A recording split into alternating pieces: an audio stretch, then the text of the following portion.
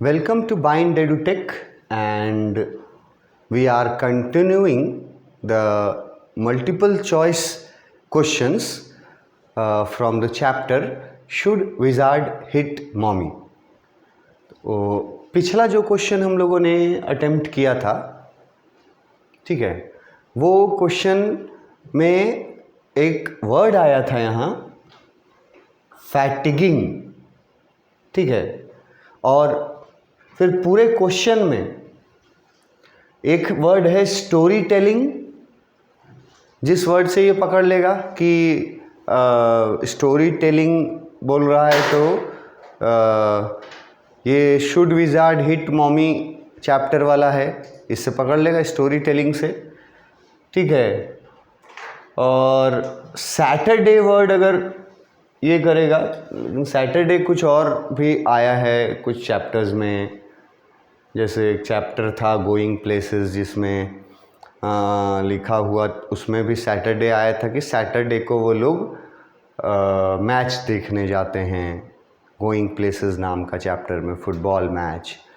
तो सैटरडे से तो कंफ्यूजिंग होगा, स्टोरी टेलिंग वर्ड ही सबसे आसान वर्ड है जिससे आप पकड़ लीजिएगा कि इस चैप्टर का है, शुड विजार्ड हिट मॉमी का है। फिर जैसा मैंने कहा कि फैटिगिंग वर्ड, ये वर्ड अगर आपको नहीं पता है कि इसका मीनिंग क्या है, तो फिर इसका आंसर जो है वो बिल्कुल गलत चुनने का प्रोबेबिलिटी रहेगा। और फैटिगिंग वर्ड का मीनिंग जिसको पता रहेगा वो ऑप्शंस चुनेगा, जब ऑप्शंस पढ़ेगा तो वो आराम से चुन लेगा। और फैटिगिंग वर्ड का मीनिंग पता कैसे चलेगा, ठीक है, कि सर ये फैटिगिंग वर्ड का मीनिंग जो है वो हम लोग को कैसे पता चलेगा, तो ऐसे पता चलेगा जब आप वीडियोस जब आप देखिएगा,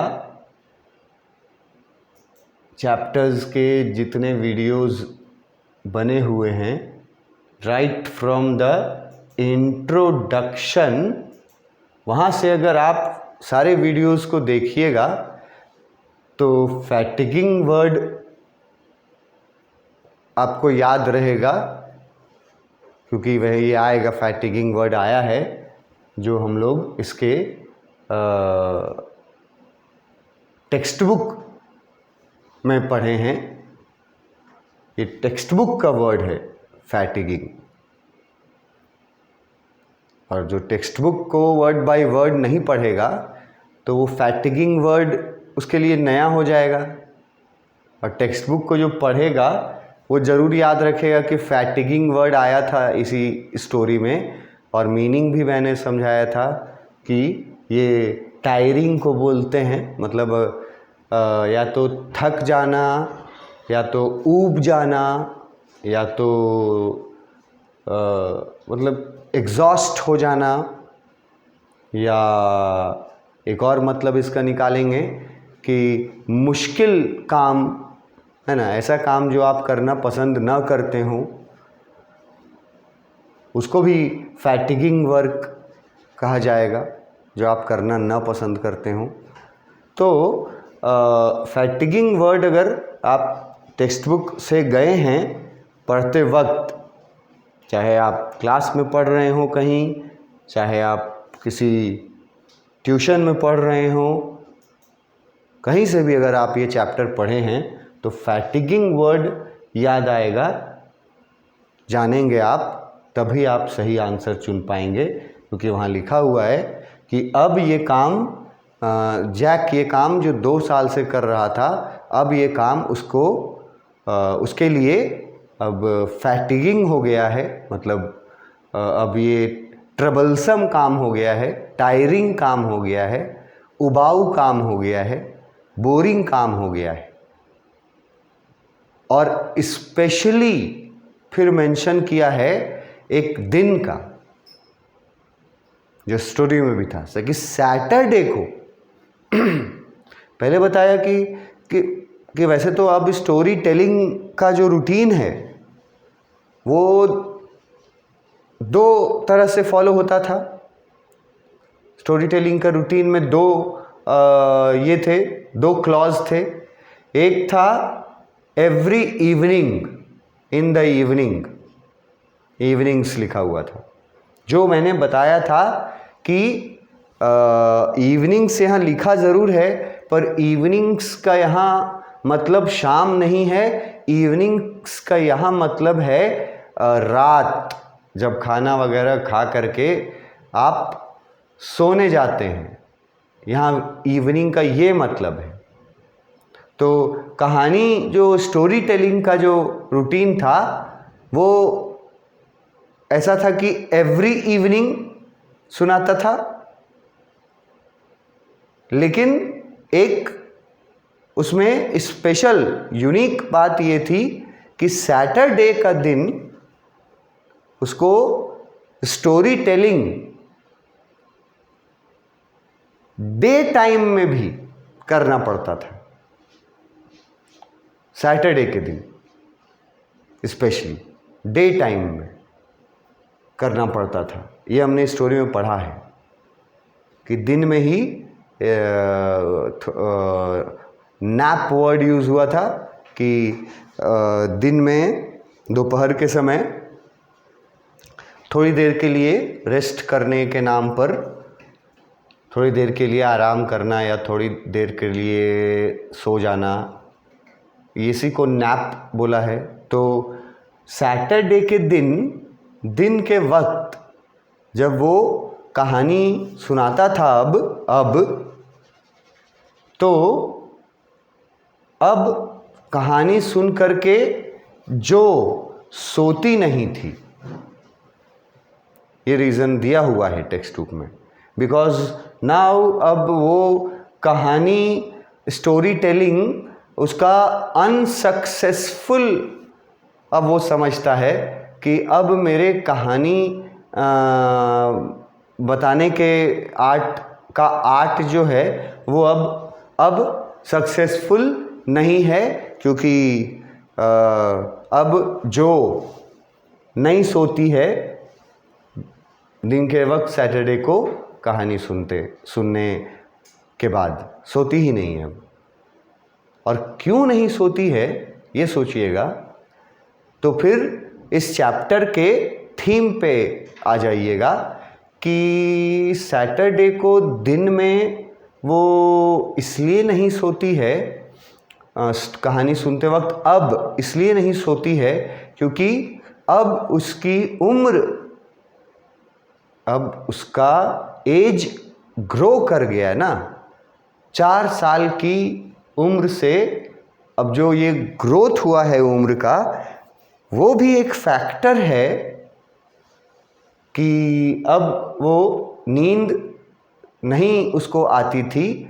और एक चीज़ और इसमें ऐड कर सकते हैं कि अब नींद आने के जगह, मतलब नींद आने का बात तो छोड़ो, अब वो कहानी में इंटरप्शंस भी करती थी, मतलब बीच बीच में रोकती थी, रुकावट पैदा करती थी, बाधा पैदा करती थी स्टोरी टेलिंग में। रुकावट पैदा करना, बाधा पैदा करना, इसका क्या मतलब निकला? ये लड़की जो 5 साल की है, ये अपने फादर के स्टोरी टेलिंग के समय अब बाधा उत्पन्न करती थी। तो बाधा उत्पन्न करने का ये मतलब नहीं है कि फिजिकल कोई एक्टिविटी करती थी, मतलब कहानी सुनते वक्त कोई चीज़ उठा के फेंक देती थी या कुछ गिरा देती थी या कुछ फाड़ देती थी, ये नहीं। मेंटल, और मेंटल का मतलब है कि वो अब हाउ, वाई, इन सब क्वेश्चंस को पूछने लगी थी। वो अब क्यूरियोसिटी जो थी उसकी, वो अब बढ़ते जा रही थी। इस वजह से वो अब सोती नहीं थी, बल्कि कहानी में जो उसके डैड बताते थे उसी में बहुत सारा इंटरप्शन लाती थी, इफ, बट, वाई, हाउ, और अपना ओपिनियन दे करके। इसीलिए अब ये काम उसको फैटिगिंग लगता था, क्योंकि अनसक्सेसफुल हो गया था अब उसका ये स्टोरी टेलिंग का काम, specially on Saturday. Next question है क्वेश्चन नंबर 49।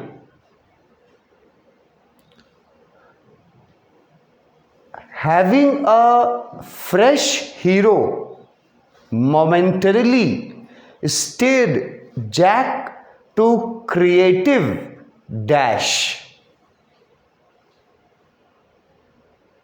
ये है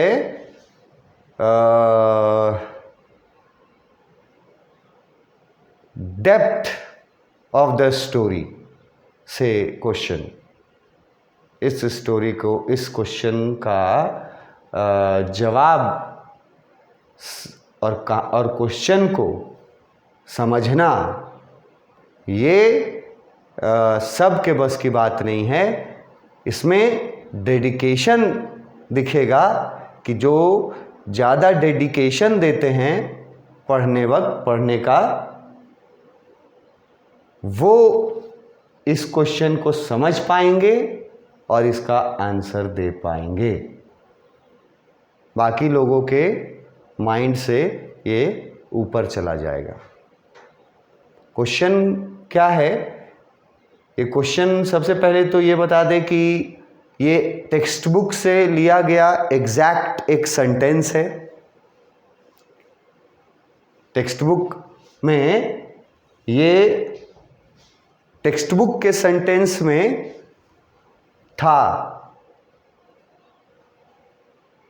तो आप अगर टेक्स्ट बुक पढ़ें हैं, ठीक है, तो कहाँ था ये, वो भी आप देख लीजिए कि कहाँ बताया गया है टेक्स्ट बुक में।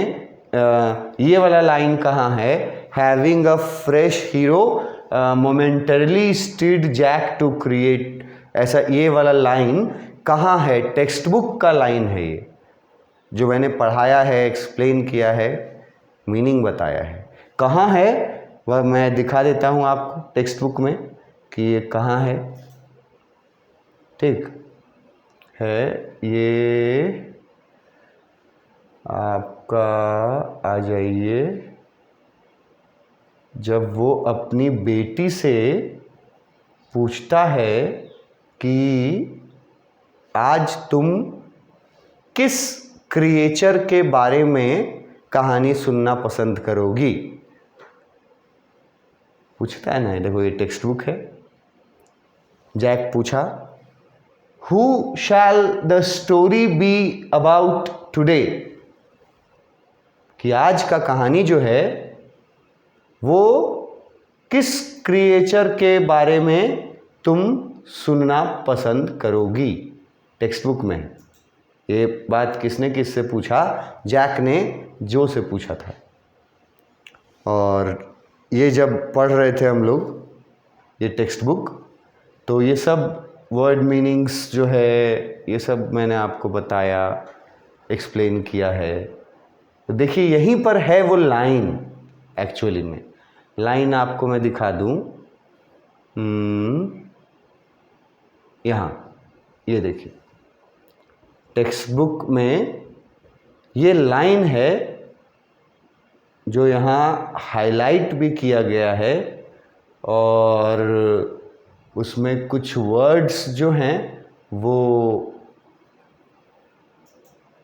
बोल्ड भी किए गए हैं, उनका मीनिंग भी मैंने आपको बताया है इसको जब मैं डिस्क्राइब कर रहा था वीडियो में। तो देखो यही लाइन क्वेश्चन में दिया, having a fresh hero momentarily steered Jack to creative enthusiasm, है ना लाइन। अब ये सिचुएशन कब आया था? जब उसने उसकी बेटी को जब उसने चुनने के लिए बोला कि तुम कौन सा एनिमल के बारे में आज सुनना पसंद करोगी, तो वो बोलती है, रॉजर वर्ड यूज़ करती है, क्योंकि रॉजर तो कॉमन रहता था नाम। अब क्रिएचर अलग रहता था, तो क्रिएचर सोचने लगती है। मैंने ये सब बताया है, देखो, जो स्क्वीज्ड मतलब वो अपनी आंखें टाइटली बंद कर लेती हैं, her eyes shut and smile to be thinking, she was thinking, और वो सोचती है पहले आंखें बंद करके कि कौन सा जानवर का नाम चुने, और उसके बाद वो आंखें खोलती हैं, और उसकी आंखों के बारे में यहाँ एक चीज़ और हम बताए थे कि उसकी आंखें उसकी मदर की आंखों की तरह ब्लू है। ठीक है, तो ये क्वेश्चन भी बन सकता है। और वो बोलती है स्कंक। ठीक है, और ये फॉर्मली वर्ड देखो हाईलाइट किए हैं, जिसका मतलब हम तुमको बताए थे कि फॉर्मली का मतलब है बहुत मतलब फाइनल करके, एकदम दृढ़ता के साथ। वो बोली कि आज स्कंक के बारे में बताइए कहानी, और उसी के आगे ये लाइन फिर टेक्स्ट बुक में लिखा गया, अ न्यू एनिमल। ये नया एनिमल था, और जैक ये सोचा कि स्कंक क्यों चुना, क्योंकि शायद नर्सरी स्कूल में स्कंक्स के बारे में इन्होंने सुना होगा, देखा होगा फोटो अपने बुक्स में, नर्सरी के बुक्स में। 4 साल की है तो नर्सरी के बुक में शायद कोई स्कंक का फ़ोटो देखी होगी या कुछ पढ़ी होगी, इसीलिए स्कंक चुनी, ये उसके फादर ने सोचा। फिर बताया गया कि एक फ्रेश हीरो मिलने के कारण, फ्रेश, अगर पूछ देगा आपसे फ्रेश हीरो किसको बोल रहा है, फ्रेश हीरो बोल रहा है स्कंक को। फ्रेश हीरो मतलब नया हीरो। और ये जब नया हीरो का कहानी सुनाने के लिए तैयार होता है, तो थोड़ी देर के लिए, मोमेंटरीली मतलब फॉर अ मोमेंट, थोड़ी देर के लिए जैक जो है उसके अंदर एक उत्साह भर जाता है, इंथुजियास्टिक हो जाता है वो नया हीरो मिलने के कारण। यहां लिखा हुआ है, ये टेक्स्ट बुक का पार्ट है। स्टीड वर्ड का मतलब यहां बताए थे कि वो जो है इंथुजियास्टिक होना, ये मतलब उसको वापस से ऐसा फील हो रहा था, उससे मिलने के लिए ये वर्ड यूज़ किया था, स्टीयर्ड। वैसे हम लोग ये वर्ड यूज़ करते हैं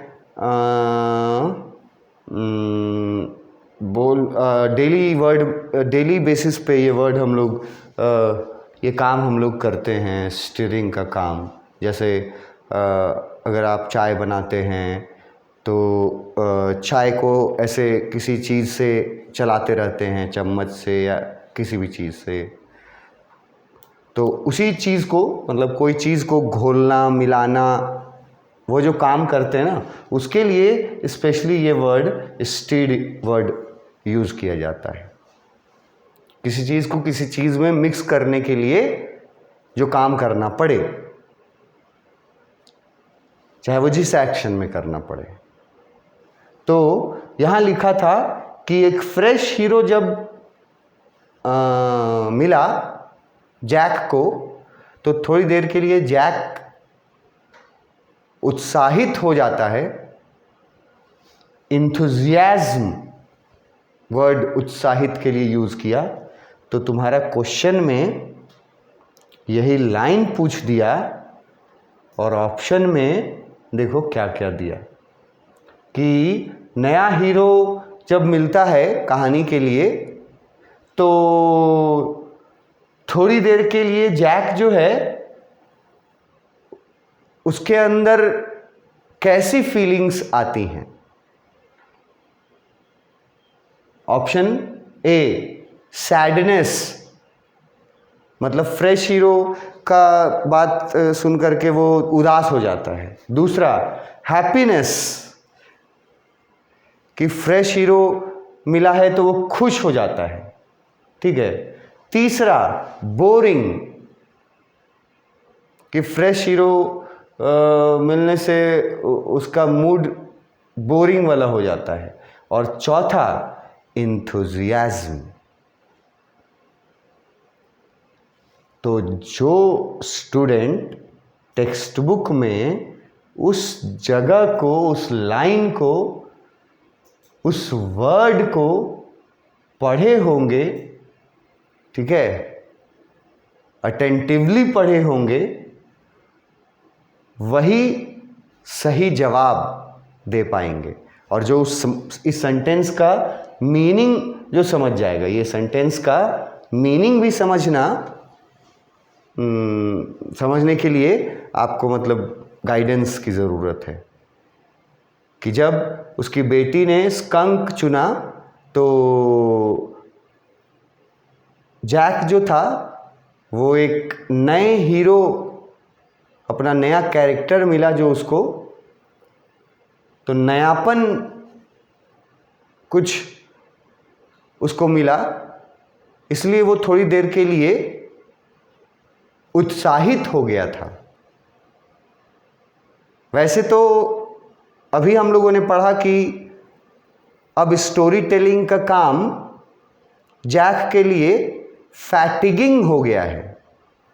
अभी पढ़ा हम लोगों ने, फैटिगिंग हो गया है क्वेश्चन में। और फैटिगिंग मतलब उबाऊ, थकाऊ, बोरियत वाला काम हो गया है। अभी जो काम ये स्टोरी टेलिंग का काम है, बोरियत वाला काम हो गया है। लेकिन यहां लिखा हुआ है कि जब नया हीरो मिला तब कैसा फील कर रहा था जैक। थोड़ी देर के लिए उसको इंथुजियाज्म, वो उत्साहित हो गया। क्रिएटिव इंथुजियाज्म इसलिए लिखा है क्योंकि वो तो कहानी जो सुनाता था वो तो क्रिएट करके सुनाता था, बना बना करके, out of his own mind, इसलिए क्रिएटिव वर्ड है। तो ये आंसर चुन पाएंगे आप, इंथुजियाज्म। जो लोग आधा अधूरा पढ़ेगा ना, वो लोग यहाँ फंसेगा, जानते हो कहाँ? हैप्पीनेस में। वो लोग सैडनेस और बोरिंग में भी फंस सकता है, क्योंकि कहानी में कहीं अगर उन्होंने ये पढ़ा है या सुना है कि अब कहानी सुनाने का जो रूटीन है वो अब जैक को पसंद नहीं है, क्योंकि अब वो उबाऊ काम हो गया है। ये सिर्फ अगर पढ़ा होगा, मतलब या किसी से सुना होगा, जाना होगा, तो वो लोग ये तीनों वर्ड में कंफ्यूज्ड रहेंगे और गलत आंसर चुन सकते हैं, ठीक है। और जो उस लाइन को पढ़ा होगा और सुना होगा वही सही एंथुजियाज्म वर्ड, क्योंकि वहाँ यूज़ हुआ है तो वो रिकॉल होगा उसके माइंड में कि वो उत्साहित हो गया था। क्वेश्चन नंबर 50, जो इसका मल्टीपल चॉइस क्वेश्चन का मेरे तरफ से आखिरी क्वेश्चन है, सॉल्व्ड, जो हम लोग डिस्कस करेंगे। इसके अलावा भी मैं आपको और मल्टी चॉइस क्वेश्चंस दूंगा, मल्टीपल चॉइस क्वेश्चंस इसी चैप्टर से, जो आपका एक्सरसाइज के लिए होगा। उसको मैं डिस्कस नहीं करूंगा कि इसका आंसर ये होना चाहिए, क्यों होना चाहिए, कहानी में कहाँ बताया गया था, ये नहीं डिस्कस करूंगा। मैं सिर्फ एक्सरसाइज में आपको कुछ दूंगा, मल्टीपल चॉइस क्वेश्चंस जो आप प्रैक्टिस करेंगे, और स्पेशली वो प्रैक्टिस करना जिसको लगता है कि वो अच्छे से पढ़ाई किया है, वो लोग प्रैक्टिस करना। लास्ट क्वेश्चन है यहां इसका, what do you mean by a nap? ये सबसे बेसिक क्वेश्चन है इस चैप्टर से। ये नैप वर्ड जो है ना, ये क्वेश्चन चैप्टर में यूज हुआ है, और यूज तो हुआ ही है, काफ़ी बार यूज हुआ है, और जितना बार यूज हुआ उतना बार इसका मीनिंग भी हम बताए हैं। तो जो लोग नैप, यहाँ नैप का मीनिंग ही पूछ रहा है कि नैप वर्ड एक यूज हुआ है इस स्टोरी में, what do you mean by, मतलब आपको क्या लगता है नैप जो इस स्टोरी में यूज हुआ है, अ नैप, उसका मीनिंग क्या है? तो नैप वर्ड जहाँ भी यूज हुआ होगा कहानी में, वहाँ मैं जब एक्सप्लेन कर रहा था तो मैंने इसका मीनिंग बताया था आपको। और जो लोग वीडियोस पूरा देखते होंगे वो लोग को तो ये लगेगा कि ये नैप वर्ड सर दसों बार बता चुके हैं अपने वीडियो में, मतलब बहुत बार बता चुके हैं, लेकिन उसको तुम याद रख पाया कि नहीं, 10 बार बताने का पीछे मेरा मकसद था कि उस वर्ड को तुम याद रखो। तो नैप का मीनिंग पूछ दिया, लास्ट क्वेश्चन है हमारा, और सबसे आसान क्वेश्चन में हम इसको गिनते हैं, लेकिन उनके लिए जो अटेंटिव रहते हों। अदरवाइज जो इस क्वेश्चन का आंसर नहीं दे पाया वो एकदम अपने आप को पुअर कैटेगरी में रखना और ये समझ लेना कि तुमको ये चैप्टर के बारे में पढ़ना बहुत ज़रूरी है। अगर तुम इसका आंसर नहीं दे पाते हो, जो भी नहीं दे पाओगे, वो ये समझ लेना कि तुमको ये चैप्टर पूरा पढ़ना होगा, मतलब या देखना होगा, तब तुम ये आंसर दे पाओगे। नैप का मीनिंग में पहला ऑप्शन दिए स्लीपिंग। क्या नैप का मतलब सोना होता है? वॉकिंग, क्या नैप का मतलब यहां चलना है? ऑप्शन सी में दिए हैं a short sleep specially in day time, कि दिन के समय अगर थोड़ी देर के लिए आप सोते हैं और या आराम करते हैं, उसको नैप का ये मीनिंग है। या लास्ट ऑप्शन है कि क्या नैप का मतलब क्लीनिंग है? तो जैसा मैंने कहा कि जो स्टूडेंट इस क्वेश्चन का आंसर नहीं जानते होंगे, उन स्टूडेंट्स को सबसे ज़्यादा ज़रूरत है इस चैप्टर को पढ़ने का। और अगर आप वीडियोस देखना चाहें इस चैप्टर का लेक्चर, तो आप वीडियो नंबर 1 से शुरू करना, जहाँ तक भी मैंने एक्सप्लेन किया होगा वहाँ तक, तब तुमको समझ में आ जाएगा कि वीडियो देखने से कैसे आंसर्स जो हैं वो आसानी से मिल जाते हैं। कुछ क्वेश्चंस मैं दूंगा आपके लिए असाइनमेंट के रूप में, मल्टीपल चॉइस, और मल्टीपल चॉइस क्वेश्चंस यहीं तक हम लोग डिस्कस करते हैं। अब हम लोग इसके शॉर्ट आंसर टाइप क्वेश्चंस को डिस्कस करेंगे, मतलब जो 2 मार्क्स का जो सब्जेक्टिव रहेगा, जिसको बोलते हैं 2 नंबर का, 3 नंबर का, 4 नंबर का, 5 नंबर का क्वेश्चन, वो अब हम लोग इस चैप्टर से डिस्कस करेंगे। Thank you.